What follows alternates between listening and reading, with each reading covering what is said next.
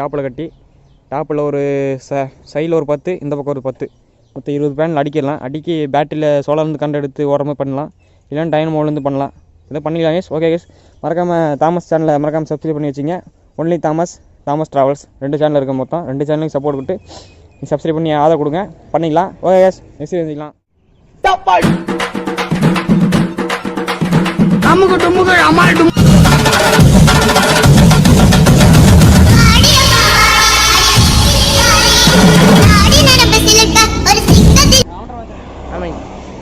Thomas பற்றி நான் இப்போ லித்தியம் டெஸ்ட் பண்ணியிருக்கோம் பாருங்கள்.